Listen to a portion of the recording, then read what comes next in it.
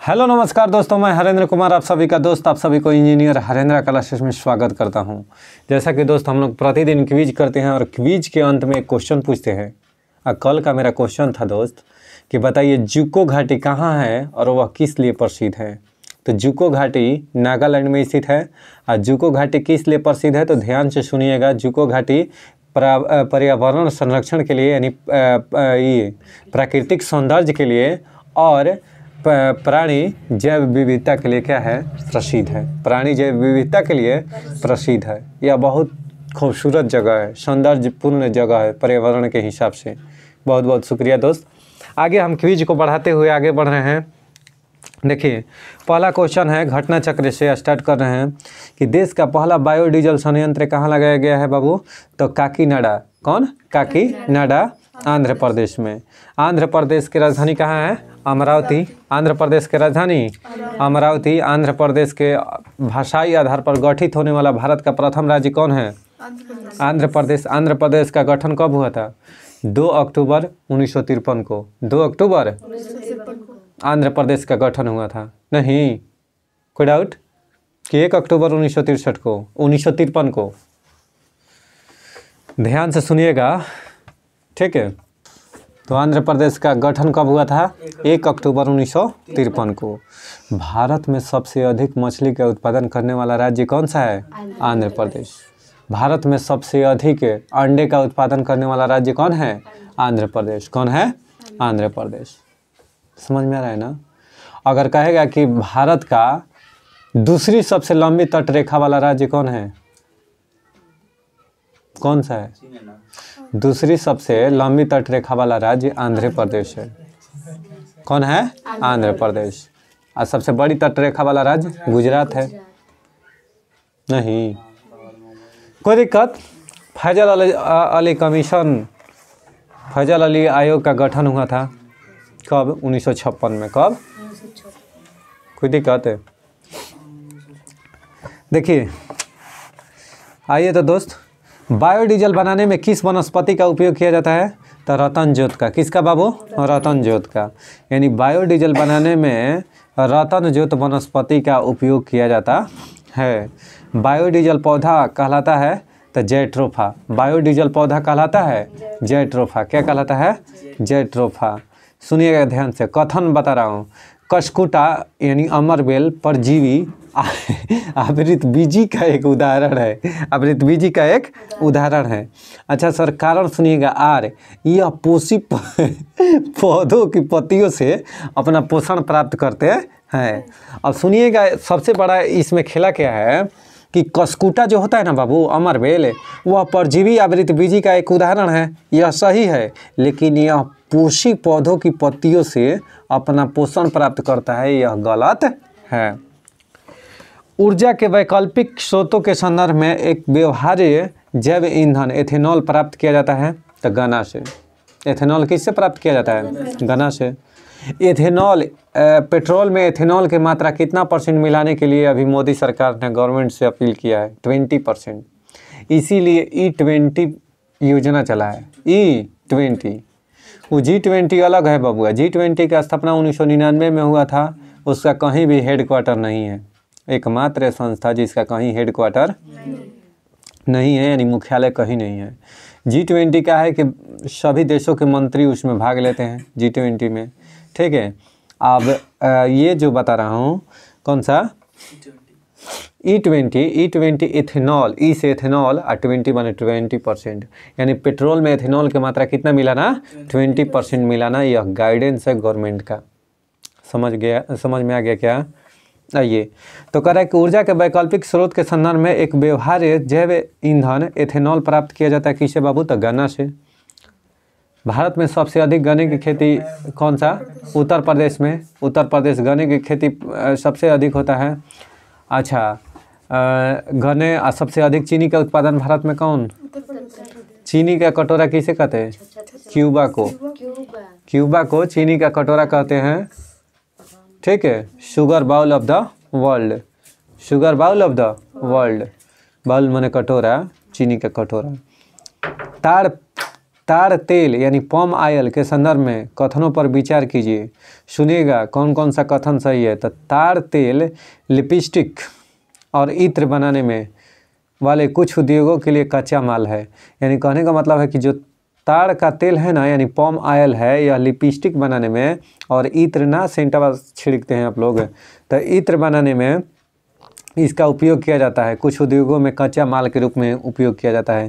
ताड़ तेल का उपयोग जैव डीजल के उत्पादन में भी किया जाता है। यह दोनों कथन सही है। ठीक है। चिलगोजा किस एक प्रजाति के बीज से प्राप्त होता है? तब पाइन। चिलगोजा कहेगा कि चिलगोजा जिस एक प्रजाति के बीज से प्राप्त होता है? तो पाइन। पाइन के बीज से क्या प्राप्त होता है बाबू? चिलगोजा। क्या चीज़? चिलगोजा। ठीक।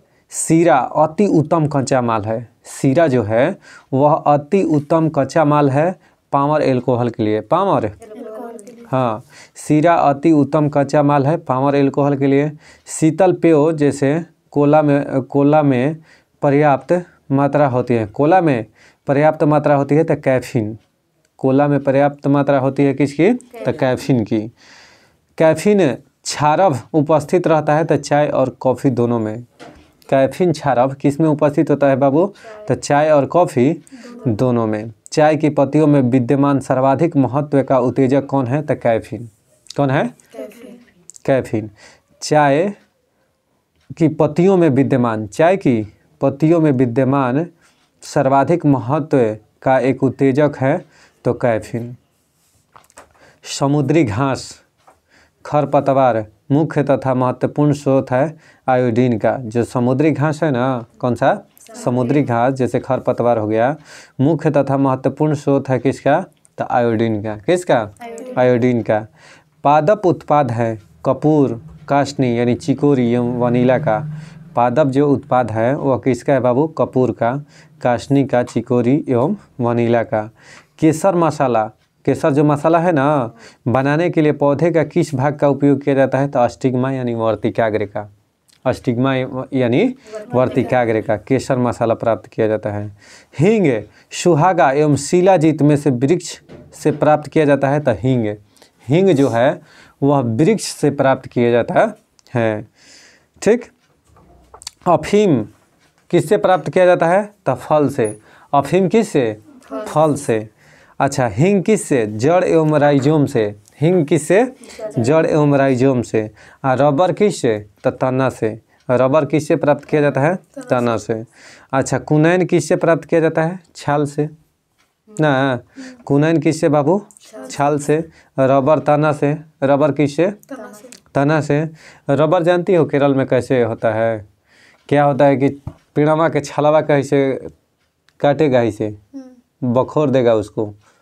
बखोरना मैंने जानते हैं दोस्त है, उसको किसी से थोड़ा सा काटेगा, हल्का सा ऊपर का त्वचा जो है ना उसका छाल, उसको हल्का सा हटाएगा, उसमें से दूध निकलने लगेगा, वहीं नीचे रोकेगा। बात समझ में आ रहा है ना? जैसे ताड़ चुगाता है ना, उसी तरीक़ा से रबर का दूध जो होता है ना, दूध उजला टाइप के गिरता है। बहुत बहुत शुक्रिया दोस्त। देखिए, हींग प्राप्त की जाती हैं तो राइजोम के स्राव एवं जड़ों के निष्कर्षण से। अफीम जिस श्रेणी की दवा के अंतर्गत आता है वह औषाधकारी है। वह कौन सी दवा है बाबू? औषाधकारी। मुख्य मच्छर विकर्षक पदार्थ प्राप्त होता है तो नीम से। मुख्य मच्छर विकर्षक पदार्थ प्राप्त होता है नीम से। कांग्रेस घास, एलिफेंट घास, लेमन घास और नट घास में से प्राकृतिक मच्छर प्रतिकर्षी तैयार करने में उपयोग किया जाता है तो लेमन घास का। किसका? लेमन घास का। अंगोरा ऊन प्राप्त किया जाता है तो खरगोश की एक प्रजाति से। शशक किसके कहते हैं? खरगोश को। यानी खरगोश के से हम क्या करते हैं? अंगोरा ऊन प्राप्त करते हैं। किस कुल के पौधे से टापा कपड़ा बनाया जाता है? तो मोरेशी। मोरेशी कुल के पौधे से टापा कपड़ा बनाया जाता है। तुलसी के पौधे का औषधीय महत्व उपस्थिति के कारण फिनॉल एवं फ्लेवोनाइड की, यानी तुलसी के पौधे का औषधीय महत्व किसके उपस्थिति के कारण है? जैसे तुलसी के जो पौधा है उसमें क्या चीज़ पाया जाता है कि उसका औषधि में उपयोग करते हैं। नहीं हम लोग कहते हैं कि सर्दी जुकाम हुआ है तो उसमें तुलसी के पत्ता का घोल बनाकर ऐसे पी लो, ठीक है। तो फिनॉल एवं फ्लेवोनाइड की वो में मिश्रण होता है, ठीक है, जो कि जीवाणुओं को मार देता है। समझ में आया क्या? इसीलिए लोग बोलते हैं कि तुलसी माता पिता नहीं, तुलसी माता। समझ में आ रहा है ना? यानी एक्चुअल में इसको हम औषधि के रूप में इसका महत्व है। इसीलिए हर घर में तुलसी का पौधा लगाने के लिए बोला जाता है कि आप औषधि के रूप में इसका इस्तेमाल करें। लेकिन दोस्त अरे तुलसी माता है गुड़वा को, ये सब वैज्ञानिक परंपरा लागू कर दिया। समझ में आ गया ना? एक्चुअल में वह वनस्पति क्या है, पौधा है, उनका महत्व है कि औषधि बहुत महत्वपूर्ण है वो पौधा। इसलिए क्या बोला वैज्ञानिक बोल दिया कि तो आदमी इसको काट के फेंक देंगे, तो क्यों ना इसको यही करते हैं, क्या करते हैं, टोटरम में कन्वर्ट करते हैं कि इसको मत काट के फेंकिए।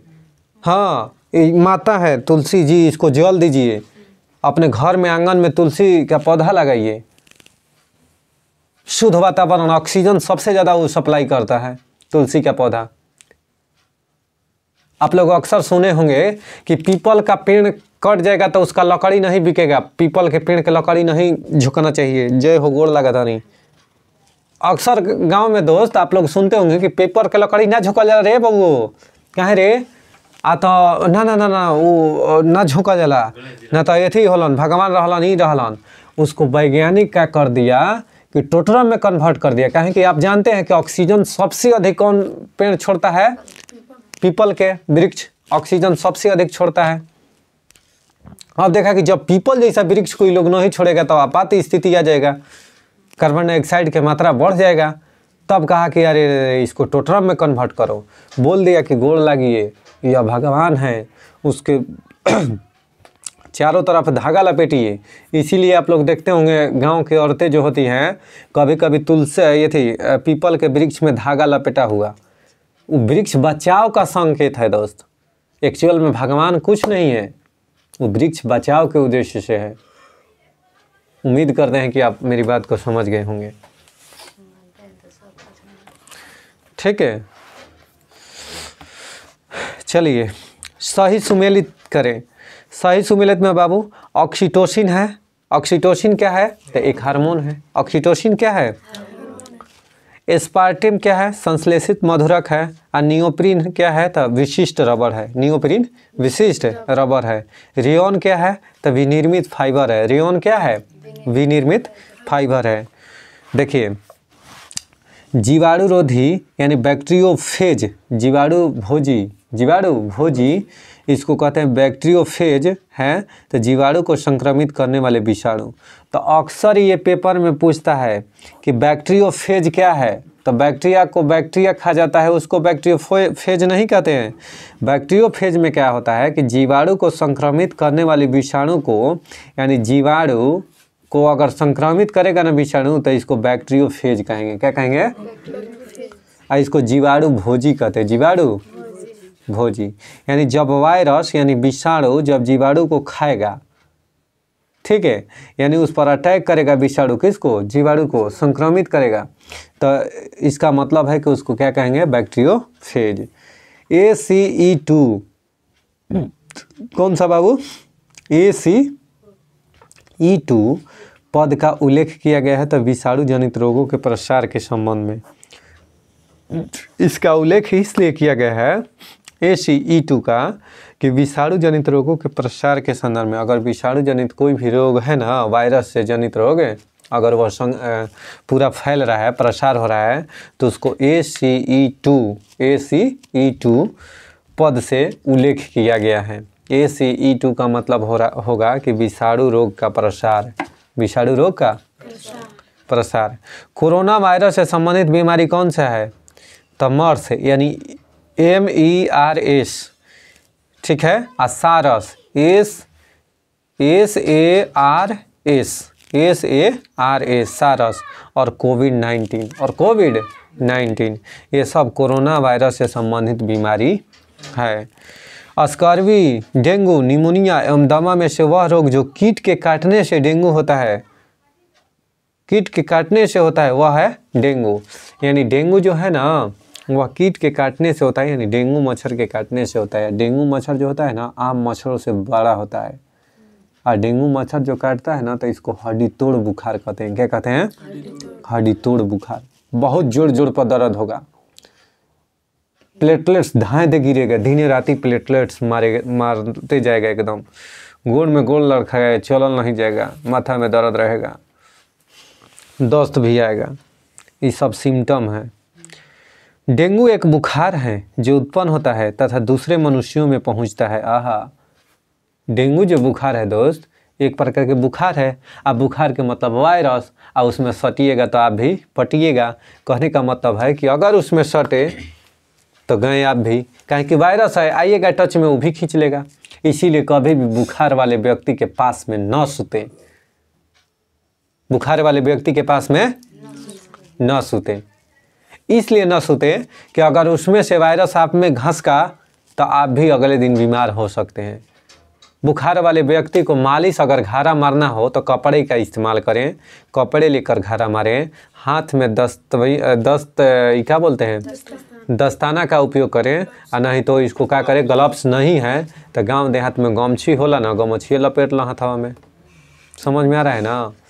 सब जुगाड़ है दोस्त। तो उसी को लपेट के आप ऐसे ऐसे मारिए, कहें कि आपका वायरस डायरेक्ट कांटेक्ट में नहीं जाएगा। कोई दिक्कत है आना तो आप भी खींचा जाइएगा उस लपेट में, अगला दिन आपको भी घर न मारना पड़ेगा। आइए तो देखिएगा, डेंगू बुखार में मानव शरीर में निम्नलिखित में से किसकी कमी हो जाती है? तब प्लेटलेट्स के। प्लेटलेट्स माने रक्त बीमाणु। धाए धाए गिरेगा, एकदम नीचे बहुत डाउन हो जाएगा, दिने राती खूब जोड़ों में दर्द होगा, जहाँ जहाँ जोड़ है शरीर का वही दर्द होगा खूब। पीला बुखार फैलता है एडिज मच्छर के काटने से। पीला बुखार जो कहते हैं आदमी पीलिया बुखार। कौन बुखार? पीलिया। पीलिया बुखार यानी पीला बुखार एडिज मच्छर के द्वारा फैलता है। डेंगू एक बुखार है जो उत्पन्न होता है तथा दूसरे मनुष्यों में पहुंचता है तो वायरस और मादा एडिज मच्छर द्वारा।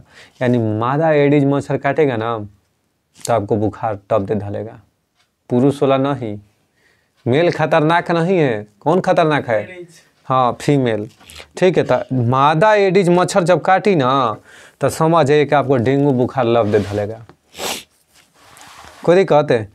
देखिएगा, पित्त ज्वर, डेंगू, चिकनगुनिया एवं जापानी एन्सेफेलाइटिस रोगों में से टाइगर मच्छरों द्वारा संचालित नहीं होता है तो जापानी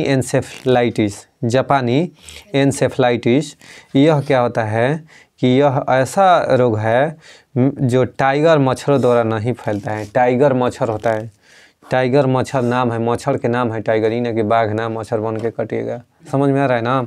यानी टाइगर मच्छरों द्वारा संचालित नहीं होता है। कौन सा? तो जापानी एन्सेफेलाइटिस। ठीक है। जापान में एन्सेफेलाइटिस का कारक विषाणु। अभी पूछेगा कि एन्सेफेलाइटिस जो रोग है यह जीवाणु जनित है कि कवक से कि विषाणु से, तो यह विषाणु जनित रोग है। एक तो ये पूछेगा। यह सबसे ज़्यादा कहाँ पर प्रभावी होता है? तो जापान में। कहाँ पर? जापान में एन्सेफेलाइटिस। अच्छा, जापानी एन्सेफेलाइटिस का कारक विषाणु मनुष्य के शरीर में जिस हिस्से को संक्रमित है, जो एन्सेफेलाइटिस है ना वह मनुष्य के शरीर के किस हिस्से को प्रभावित करता है? तो मस्तिष्क को। किसको? मस्तिष्क। मस्तिष्क के भार कितना होता है? 1350 ग्राम महिला के, 1400 ग्राम के कर पुरुष के ना। 50 ग्राम तो नहीं, सब पुरुष के ज़्यादा होता है, महिला से 1400 ग्राम होता है। हाइड्रोफोबिया होता है बाबू विषाणु के द्वारा। हाइड्रोफोबिया, कुत्ता काट लिया, कौन सा बीमारी? यानी कुत्ता के काटने से रेबीज होता है। रेबीज को ही हाइड्रोफोबिया कहते हैं। हाइड्रोफोबिया में कन्वर्ट हो जाता है। किस में? हाइड्रोफोबिया माने पानी से डर लगेगा। कुत्ता काट लेगा, पानी से डर लगेगा नहीं। रेबीज के टीका के खोज लुईस पास्चर ने किया था। किसने? लुईस पास्चर ने। रेबीज के टीका का खोज लुईस पास्चर ने किया था। अगर कुत्ता काट लिया, आपका रेबीज नामक बीमारी हो गया तो आप कुत्ते की तरह जीभ निकालिएगा। पानी से डर लगेगा आपको, पानी देख के भागिएगा छत पर। जाड़ा में पानी देख के भागिएगा तो एक मतलब आपको हाइड्रोफोबिया नहीं हुआ है। गर्मियों में आप पानी देख के चलिएगा भागना तो समझ जाइए कि आपको हाइड्रोफोबिया है, आपको इलाज कराना चाहिए। ऐसा नहीं है कि जाड़ा में कनकनी में आपको पानी देख के डर लग रहा है तो ऐसा मत समझिए, घबराइएगा नहीं कि हाइड्रोफोबिया हो गया। नहीं, हाइड्रोफोबिया होगा तब जब गर्मियों में एकदम पसीना चुहत होकर या पानी देख के भागिएगा तो समझिए कि आपको मामला गड़बड़ है। ठीक है, आइए।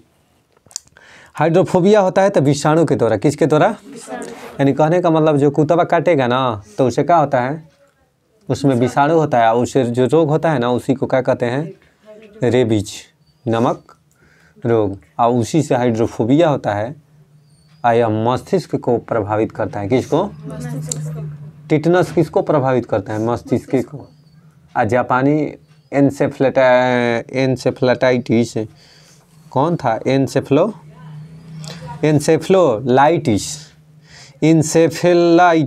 इंसेफेलाइटिस यह जापानी विषाणु है। ठीक, जो कि मस्तिष्क को प्रभावित करता है। मस्तिष्क तथा मेरुरज्जु पर चढ़ी झिल्ली में सूजन आ जाने से होने वाला रोग कौन है? तो मेनिंजाइटिस। तो इसीलिए पूछता है कि मेनिंजाइटिस बीमारी किसकी है? तो मस्तिष्क की। मस्तिष्क की। इसमें होता क्या है मेनिंजाइटिस में? आराम से सुनिएगा कि मस्तिष्क तथा मेरुरज्जु, जो मेरुदंड है ना पिछवा, मेरुरज्जु और मस्तिष्क में पर एक चढ़ी झिल्ली में सूजन आ जाती है। जो इस पर झिल्ली चढ़ा हुआ रहता है ना, उसमें जब सूजन आ जाएगा ना, मैंने थोड़ा सा वो फूलने लगेगा तो मेनिंजाइटिस बीमारी हो जाएगा। क्या हो जाएगा? मेनिंजाइटिस बीमारी हो जाएगा। अच्छा जी, भारत में जन्मे प्रत्येक 200 शिशुओं में से एक अतिसार से मर जाता है। जिसका अतिसार माने डायरिया। अतिसार रोग किसको कहते हैं? डायरिया को। डायरिया का आप लोग स्पेलिंग टाइप कीजिएगा कमेंट में। आपका कमेंट का हम बेसब्री से इंतजार करेंगे। डायरिया की बड़ी स्पेलिंग खतरनाक है। अब गूगल करके मुगल पर मत डाल दीजिएगा, समझ रहे हैं ना। आप अपने ईमानदारी से ये कीजिएगा, कमेंट में रिप्लाई कीजिएगा कितने लोगों का सही होता है डायरिया का स्पेलिंग। ठीक, डायरिया जो बीमारी होता है ना तो अतिसार से मर जाता है, जिसका कारण है रोटा वायरस। रोटा यानी भारत के सोचिए कि 200 बच्चा में से एक बच्चा मर जा रहा है। 200 बच्चा में से एक बच्चा मर जा रहा है डायरिया से। इसमें क्या होता है कि पतला पैखाना में पतला, खाना पीना नहीं पचेगा, जैसे खाया वैसा ही हक दिया। हकना मैंने छेड़ दिया दोस्त, ठीक है ना, लैट्रिन कर दिया, मैंने जैसन के खाएगा वैसन के फेंकेगा, तो उसका बचा क्या? कहने का मतलब शरीर में कुछ बचना चाहिए ना, तो बचवे नहीं किया। जग चावल खाया तो वो बाहर ही गिन लीजिए, खाली मशीन के माध्यम हो गया। तो कहने का मतलब है कि इसे 200 बच्चा में से सोचिए कि एक बच्चा डेथ कर जा रहा है अतिसार रोग से। किससे? अतिसार रोग से। किशमिश खिलाइएगा खाली फूल के बहरी, आप फिर धोकर उसको इस्तेमाल कर सकते हैं। कोई दिक्कत है? कोई दिक्कत है क्या? क्या? चलिए, जैसे किशमिश फूल आना है तो फूल गया, उसको बाहर निकाला, उसको धो के यूज कर लीजिए। यदि कोई मानवीय रोग देखेगा, यदि कोई मानवीय रोग विश्व के बृहद क्षेत्र में फैलता है तो उसे क्या कहते हैं? पेंडेमिक। कोरोना क्या था? पेंडेमिक था। कोरोना क्या था? महामारी इसको कहते हैं। पेंडेमिक को हिंदी में क्या कहते हैं? महामारी कहते हैं। जैसे कोरोना आया था ना तो पूरा विश्व तबाह हो गया था, तो इसको पेंडेमिक कहेंगे ना। कोई दिक्कत है? और लॉकडाउन, जरा नहीं हो इंग्लिश आता था वो जान गया। लॉक डाउन, अंदर है, कहाँ बा? अंदर है, बैठ। हाँ, यदि कोई मानवीय रोग विश्व के बृहद क्षेत्र में फैलता है, अगर कोई मानवीय रोग विश्व के बृहद क्षेत्रों में फैलता है तो उसे कहते हैं पेंडेमिक। जिसमें सारी विषाणु जनित बीमारियां होती हैं, वह होती है मम्स, रेबीज, हर्पीज। यानी देखिए 3 का सेट है, जिसमें सारी विषाणु जनित बीमारियां हैं। मम्स भी विषाणु से होता है, रेबीज भी विषाणु से होता है, और हर्पीज भी बीमारी किससे होता है? हर्पीज जो रोग होता है यह त्वचा से संबंधित है। किससे? त्वचा के अध्ययन को डर्मेटोलॉजी कहते हैं। क्या कहते हैं? डर्मेटोलॉजी। अब वृद्धाजन के अध्ययन के क्या कहते हैं? वृद्धजन के अध्ययन के जेरेंटोलॉजी। जेरेंटो ना, हेप्टोलॉजी में यकृत का अध्ययन किया जाता है। किसका? यकृत का। अब प्रतिवर्ष 19 अप्रैल को यकृत दिवस मनाया जाता नहीं। कब? 29 अप्रैल को यकृत दिवस, 19 अप्रैल को यकृत दिवस लीवर डे के रूप में मनाया जाता है। हेप्टोलॉजी में यकृत का अध्ययन किया जाता है। हिप्नोलॉजी में किसका अध्ययन किया जाता है? बता रहे हैं बोलिए। स्वप्नों का अध्ययन किया जाता है। हिप्नोलॉजी में स्वप्नों का अध्ययन किया जाता है। कितना खतरनाक, बहुत बढ़िया। देखिए, एड्स, डिप्थीरिया, हैजा एवं काली खांसी में से जिस रोग का कारक जीवाणु नहीं है वह है एड्स। देखिए, डीपीटी, डिप्थीरिया पर्टूसिस और टेटनस, ये तीनों जीवाणु जनित रोग है। दोस्त आराम से समझिए, ये कई बार पेपर में पूछा हुआ है कि डीपीटी, बच्चों को डीपीटी का सुई लगता है, डीपीटी का। अब इसमें डी से डिप्थीरिया हो गया, पी से पर्टूसिस, क्या पूछता है? पी से पर्टूसिस, और टी से टेटनस। तो ये सब तीनों जीवाणु जनित रोग है। कौन सा? जीवाणु जनित रोग है। लेकिन एड्स विषाणु जनित रोग है, वायरस है। एड्स कैसे फैलता है? वायरस से। अब प्रतिवर्ष 1 दिसंबर को एड्स दिवस के रूप में मनाया जाता है। पोलियो का वायरस शरीर में प्रवेश करता है तो दूषित भोजन तथा जल से। जो पोलियो बीमारी है ना बाबू, पोलियो रोग होता है वायरस से। किससे? वायरस से।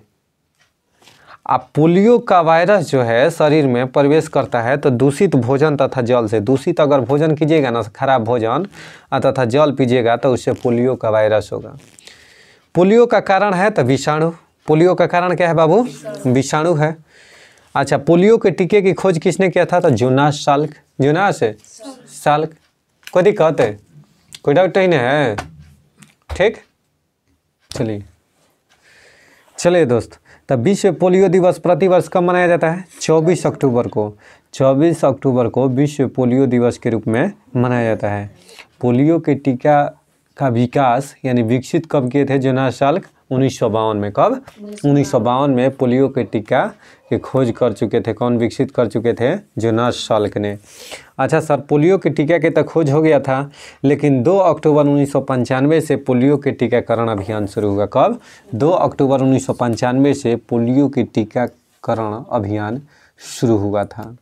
ठीक, बताइए, साल्क टीका जिस व्याधि से संबंधित है वह पोलियो। कौन है? पोलियो। खसरा, रेबीज, पोलियो एवं क्षय रोग में से विषाणु जनित रोग नहीं है तो क्षय रोग यानी क्षय रोग को क्या कहते हैं? टीबी नहीं कहते हैं आदमी कि ओकर टीबी भइल बा, यानी क्षय रोग को ही टीबी कहते हैं। यह जीवाणु जनित रोग है। कैसा है? जीवाणु जनित रोग है। न तो खसरा, रेबीज, पोलियो, खसरा, रेबीज, पोलियो ये सब कैसा रोग है? वायरस से जनित रोग है, यानी विषाणु जनित रोग है। ठीक है। अच्छा, बीमारी वह कौन सा ऐसा बीमारी है जिसके लिए ट्राईवैलेंट के स्थान पर बाईवैलेंट ORV देने का निर्णय भारत सरकार ने लिया है? तो पोलियो। कौन है बाबू? वह पोलियो है। अब पोलियो का वजह क्या है? किससे होता है पोलियो? दूषित भोजन और दूषित जल से। दूषित जल और भोजन से क्या होता है? पोलियो होता है। इसीलिए बच्चे को क्या किया जाता है भारत सरकार द्वारा? गर्भावस्था में है माँ तब से लेकर और जब बच्चा 6 माह तक शायद रहता है तब तक दाल ये सब पौष्टिक आहार आंगनबाड़ी के माध्यम से प्रोवाइड कराया जाता है नहीं, ताकि बच्चा को पोषण युक्त भोजन मिले, अब बच्चा पोलियो ग्रस्त न हो। स्वच्छ और सुंदर भोजन। पेंथोजिन जो सामान्य जुकाम के लिए उत्तरदायी है। राइनो वायरस, जुकाम, सर्दी जुकाम नहीं होता है तो यह वायरस के चलते होता है। किसके चलते?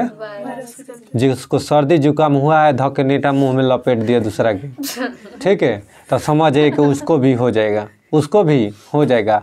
या छींक मार दिया मुँह में पर आया उसको, वो भी छींक मार दिया एगो के मुँह में पर, तो पर भी सर्दी जुकाम हो जाएगा, ठीक है। या वो रुमाल का इस्तेमाल किया है, जौन रुमाल का इस्तेमाल किया है आपका सहपाठी पार्टनर, और वही रुमाल से एक और पार्टनरवा पोछ लिया के मुँहवा, क्या करता है कि धोता है ये सौंदर्य से और धो के टॉप देना पार्टनरवा के रुमालिया से पोछ लेगा, या गमछिया भी मुँह पोछ लेगा, तो जो पार्टनरवा नेटा पोछ ही रहा है वो भी चालू कर देगा।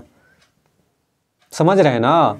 यानी इसका समझाने का तात्पर्य यह था कि यह वायरस जनित रोग होता है। तो जिसको सर्दी जुकाम हुआ है, सर्दी, तो उससे आप छींक रहा है, बगल में खांस रहा है, तो सबसे दूरी बना कर रहे हैं। वो जिसमें मुंह को अपना पोंछ रहा है उसका इस्तेमाल न करें। तो पैथोजिन जो सामान्य जुकाम के लिए उत्तरदायी है वह राइनो वायरस से होता है। कौन सा? राइनो वायरस, ठीक। विषाणु संक्रमित कर सकते हैं तो जीवाणुओं को, कवकों को एवं पादपों को। विषाणु जो है यह ऐसा बीमारी है जो जीवाणु को भी संक्रमित कर सकते हैं, कवक को भी एवं पादप को भी। यह इतना खतरनाक है। विषाणु जो है जीवाणु को भी प्रभावित कर सकता है, कवक को भी कर सकता है और पादप को भी। किस सूक्ष्म जीव के द्वारा हेपेटाइटिस बी की बीमारी होती है? तो वायरस के द्वारा। हेपेटाइटिस बी, ठीक है, हेपेटाइटिस किसके वजह से? तो वायरस के वजह से। खुद ही कहा तो हेपेटाइटिस बी किसके वजह से? हेपेटाइटिस। यकृत रोग हेपेटाइटिस बी कारक है तो डीएनए वायरस। यानी अगर कहेगा कि यकृत का जो रोग होता है, यकृत रोग हेपेटाइटिस बी का कारक क्या है? तो डीएनए वायरस। क्या है? DNA virus. देखिए, हेपेटाइटिस रोग से मनुष्य शरीर का सीधा प्रभावित होने वाला अंग कौन सा है? यकृत। कौन सा? यकृत। यानी हेपेटाइटिस रोग से मनुष्य शरीर का सीधा प्रभावित होने वाला अंग है यकृत। यकृत के अध्ययन को क्या कहते हैं? हेप्टोलॉजी। यकृत के अध्ययन को हेप्टोलॉजी कहते हैं।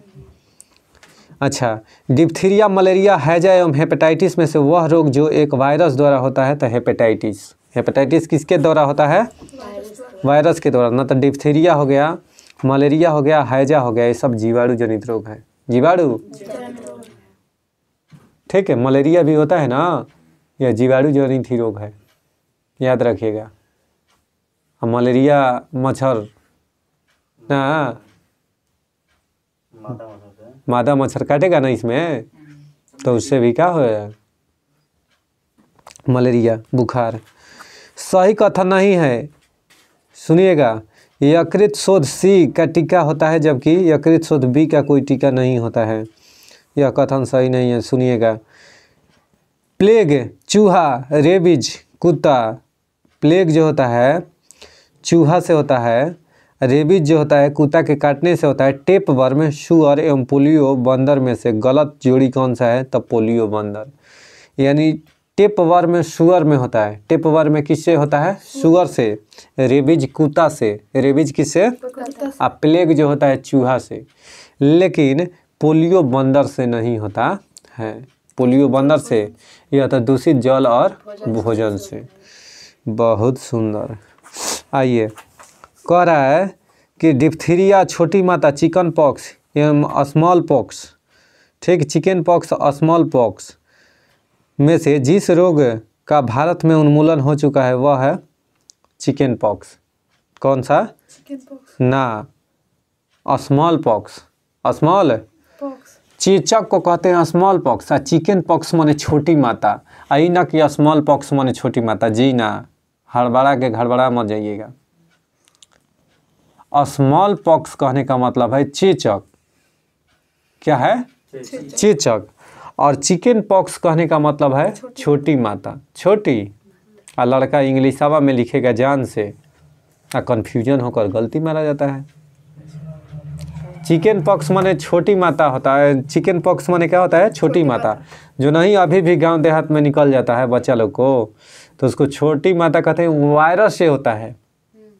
अब देखिएगा गांव में का ट्रेंड है कि अगर माता माई निकल जाती है ना दोस्त, तो उसको बोला जाता है कि हे माई, गोड़ लगता है आदमी, माई आइल बड़ी, माई माई उनका पाई बड़ी हो, जय हो, गोड़ लगता नहीं। अब डॉक्टर बोल दिया, कहानी इसका सुन लीजिए तनी सा 1 मिनट। बहुत ये थी प्रभावित हो रहा था, कौन? Chicken pox. किससे बाबू? या किससे? तो वायरस जनित रोग है।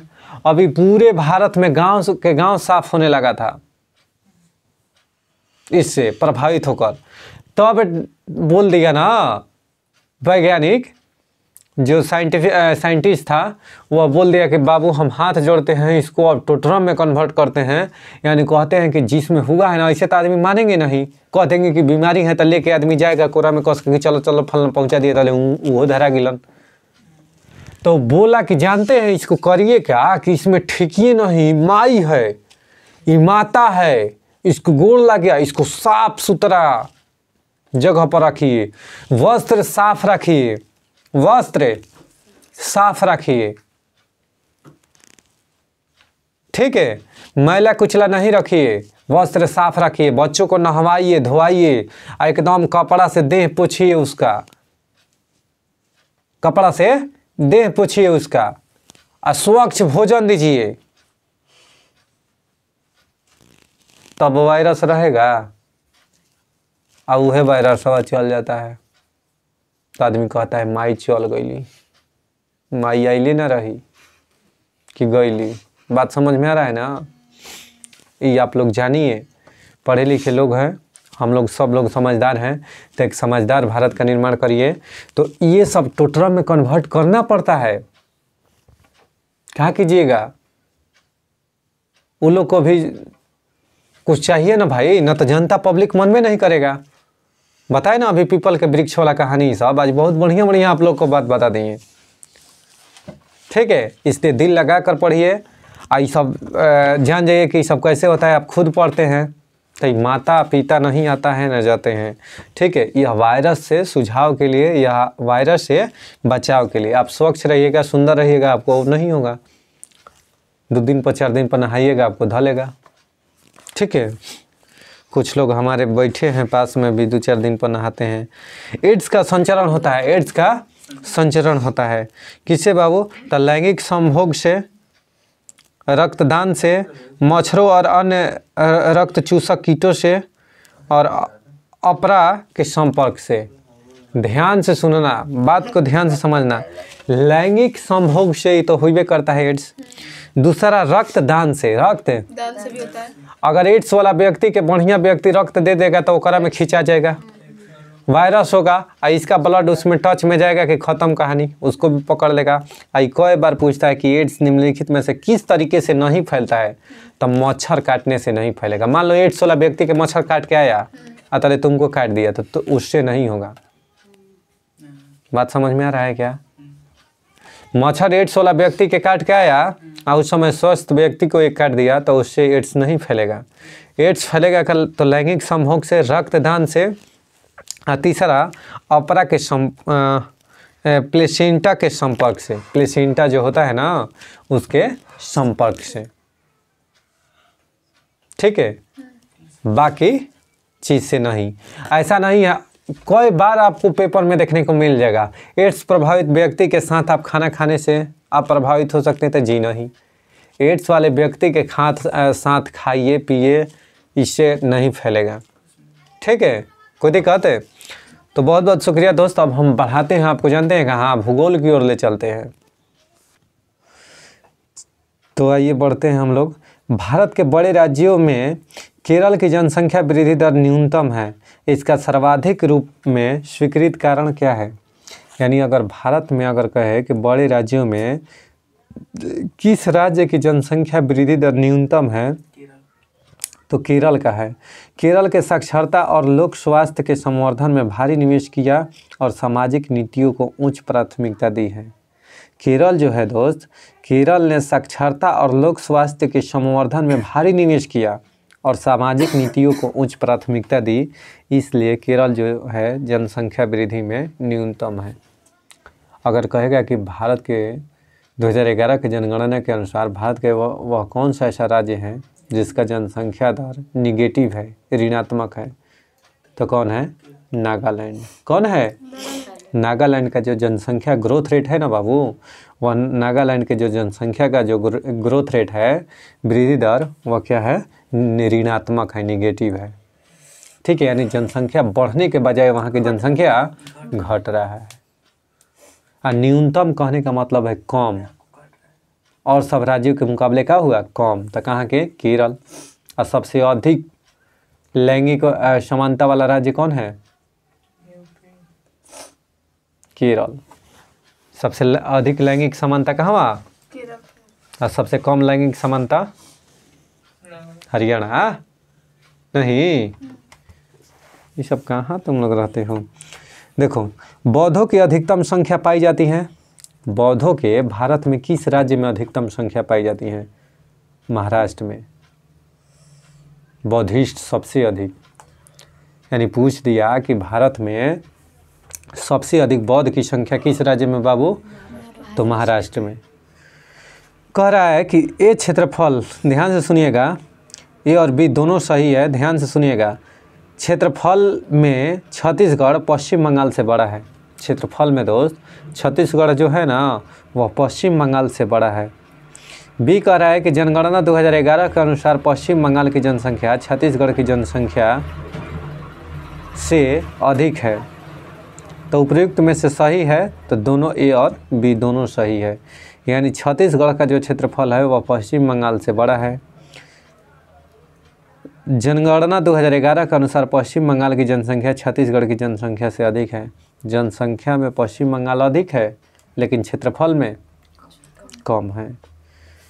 भारत की गिनती जनांकीय लाभांश यानी डेमोग्राफिक, पहले तो डेमोग्राफिक में किसका? तो जनसंख्या के अध्ययन किया जाता है डेमोग्राफी में। अब कह रहा है कि डेमोग्राफिक डिपेंडेड यानी जनांकीय लाभांश वाले देश के रूप में की जाती हैं।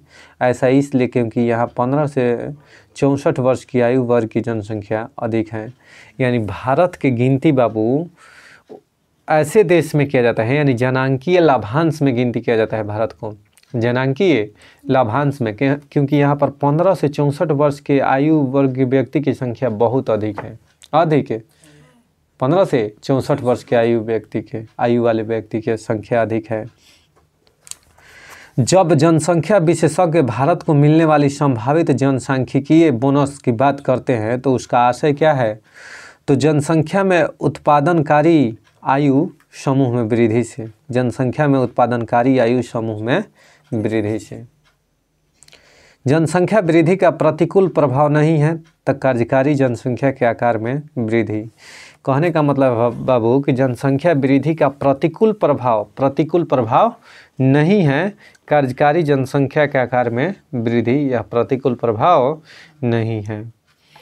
सुनिएगा, सत्य कथन पढ़ रहा हूँ। भारत की जनसंख्या 121 करोड़ है। 121 करोड़ था, अब पार कर गया है 121 करोड़ से। सुनिएगा ध्यान से। 2001 से 2011 के दशक में जनसंख्या वृद्धि 18.1 करोड़ हुई है। यानी 2001 से लेकर 2011 तक के दशक में जनसंख्या का जो वृद्धि दर है ना बाबू, वह 18.1% करोड़ 18.1 करोड़ हुई है। यानी कहने का मतलब है कि 2001 के जनगणना से और 2011 के जनगणना के बीच 18.1 करोड़ जनसंख्या की वृद्धि हुई है। अगला है कि जनसंख्या का सर्वाधिक घनत्व दिल्ली में है। अगर पूछेगा कि किस केंद्र शासित प्रदेश में जनसंख्या का घनत्व सबसे अधिक है तो दिल्ली। अगर पूछेगा कि ऐसे राज्य में, अगर पूछेगा बड़े राज्य में, तो बिहार में जनसंख्या का घनत्व सबसे अधिक है। जनसंख्या अगर पूछेगा कि सबसे अधिक कहाँ के है तो उत्तर प्रदेश के। कहाँ के? क्षेत्रफल के दृष्टि से सबसे बड़ा राज्य कौन है? राजस्थान। राजस्थान से पहले कौन था? मध्य प्रदेश। मध्य प्रदेश से जब छत्तीसगढ़ अलग हुआ, कब? तो 1 नवंबर 2000 को। 1 नवंबर 2000 को जब मध्य प्रदेश से छत्तीसगढ़ अलग हुआ, तब मध्य प्रदेश से राजस्थान बड़ा हो गया। न तो 2000 ईस्वी से पहले मध्य प्रदेश भारत का सबसे बड़ा राज्य था क्षेत्रफल की दृष्टि से। समझ में आया क्या? सारा मामला समझ में आ रहा है ना दोस्त? आइए सुनिएगा ध्यान से। बाढ़ों में वृद्धि, प्रदूषण में वृद्धि, कृषि योग्य वृद्धि में कमी तथा वन्य जीवों में अभिवृद्धि में से एक भारत में जनसंख्या वृद्धि का प्रतिफल नहीं है तो वन्य जीवों में अभिवृद्धि, वन्य जीवों में अभिवृद्धि भारत की जनसंख्या वृद्धि का प्रतिफल नहीं है। जब दंपति रक्षण की दर में वृद्धि हो रही हो तो जन्म दर तभी घटेगी जब दंपति कम आयु के हो। जब दंपति रक्षण की दर में वृद्धि हो रही हो तो जन्म दर तभी घटेगी जब दंपति कम आयु के हो। सुनिएगा ध्यान से। वर्ष 2011 की जनगणना के अनुसार भारत में लिंग अनुपात प्रति 1000 पुरुषों पर स्त्रियों की संख्या कितना है? तो 943। 900। अगर पूछेगा कि भारत का लिंगानुपात कितना है बाबू, तो 943। लिंगानुपात 1000 रेशियो 943, यानी 1000 पुरुष पर 943 महिला है। 943 है। सोचिए लिंगानुपात कितना घट रहा है। 943। तो आप सोच सकते हैं कि 43 और 7 कितना होता है? 43 और 7 50, यानी 57 टोटल रणवा रहेंगे बिना शादीशुदा के। नहीं, ऐसा ही रहेंगे। कोई दिक्कत है? तो इसीलिए तो बेटी को सर्व करो। कोई दिक्कत? चलिए देखिएगा, 2011 की जनगणना के अनुसार भारतीय राज्यों में न्यूनतम लिंगानुपात कहाँ पर है बाबू? हरियाणा में। 2011 की जनगणना के अनुसार सबसे न्यूनतम लिंगानुपात कहाँ का है? हरियाणा का। वर्ष 2001 से 11 के मध्य उत्तर प्रदेश में लिंगानुपात में वृद्धि हुई है तो 1000 पुरुषों पर 14 महिलाएं से, यानी 2001 से 2011 के मध्य उत्तर प्रदेश में लिंगानुपात में वृद्धि हुई है तो 1000 पुरुषों पर 14 महिलाओं से। ठीक। धार्मिक समुदाय बौद्ध, जैन, ईसाई तथा मुसलमान का यौन अनुपात में अवरोही क्रम माने घटते क्रम में माने सबसे कम, उससे बड़ा, उससे बड़ा था। देखिए सबसे कम भारत में जनसंख्या है किसका? ईसाई का। किसका? ईसाई। उसके बाद में भारत में बौद्ध है, उसके बाद में जैन है, उसके बाद में मुस्लिम का संख्या अधिक है और सबसे अधिक किसका है? हिंदू का। अब एगो क्रम याद हो गया। सबसे कम किसका? ईसाई का, उसके बाद बौद्ध, उसके बाद जैन, उसके बाद मुसलमान और सबसे अधिक हिंदू के। सिख बोल नहीं दिए? सिख भी है ना, तो सिख का भी इधर ही है, बौद्ध जैन के तरफ होगा, सिख का इसमें नहीं है। 2011 के जनगणना से संबंधित अतिरिक्त आंकड़ों के अनुसार भारत में जिस समुदाय में सबसे कम लिंगानुपात है, सबसे कम लिंगानुपात है, वह है सिख। सिख में सबसे कम लिंगानुपात है, यानी मतलब समझ रहे हैं, यानी इस सब में लेडीज की संख्या सबसे कम है सिख धर्म में। ऐसे कहेगा तो ईसाई, बौद्ध, इस सब में तो ईसाई के सबसे कम लिंगानुपात है, सॉरी सबसे अधिक लिंगानुपात है ईसाई के सबसे अधिक, यानी ईसाई धर्म में सबसे अधिक लिंगानुपात है, यानी कहे का मतलब कि वहाँ पर लड़कों से लड़की की संख्या अधिक है। और सिख धर्म में क्या है कि लड़कियों की संख्या लड़कों की संख्या से कम है, यानी लड़कों की संख्या क्या है? तो लिंगानुपात कम और लिंगानुपात अधिक जहाँ पर कहेंगे तो समझ जाने कि लड़की की संख्या लड़का के से अधिक। जैसे केरल का लिंगानुपात अधिक है, यानी कहने का मतलब है कि वहाँ लड़का से लड़की अधिक ना। समझ में आया ना? तो भारत में न्यूनतम यौन अनुपात जिस केंद्र शासित प्रदेश में पाया जाता है, यानी वही लिंगानुपात, वह है दमन और दीव। यानी भारत में अगर कहेगा कि सबसे न्यूनतम लिंगानुपात किस राज्य का है बाबू, तो दमन दीव। केंद्र शासित प्रदेश में बता रहा हूँ, दमन दीव 618 है। अब भारत में कम यानी निम्न लिंगानुपात के लिए उत्तरदायी कारक कौन है? तो उच्च मातृ मृत्यु दर और उच्च बालिका मृत्यु दर और बालिका भ्रूण हत्या तथा बालिकाओं की तुलना में अधिक बालकों का जन्म। कोई दिक्कत है? चलिए दोस्तों, मानसून शब्द की उत्पत्ति कहाँ किस भाषा से हुई है? अरबी भाषा से। मानसून शब्द की उत्पत्ति अरबी भाषा से हुई है। कथनों पर विचार कीजिए, ध्यान से सुनिएगा कौन कौन से कथन है। तो भारत मूलतः एक मानसूनी देश है। भारत एक मानसूनी देश है, देश है। उच्च हिमालय से उसे जलवायु संबंधी विशिष्टता प्रदान है करता है, कारण है। अब बताइए, ए और दोनों सही है, यानी कथन और कारण दोनों सही है कि भारत एक मानसूनी देश है।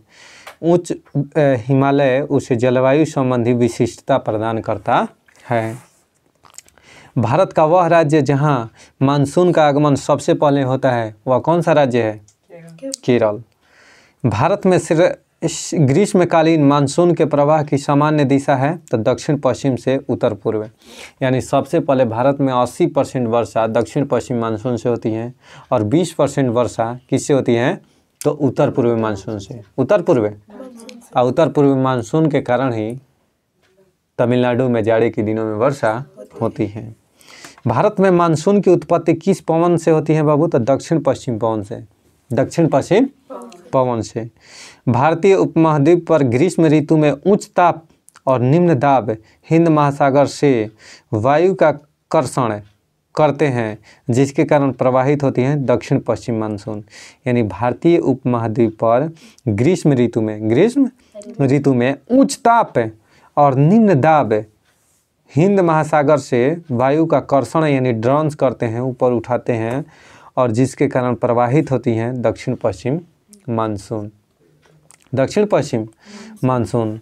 चलिए दोस्तों, यहीं पर हम क्विज को समाप्त करते हैं और अगले दिन के लिए मेरा क्वेश्चन रहेगा कि बताइए बड़खल झील कौन सा बाबू?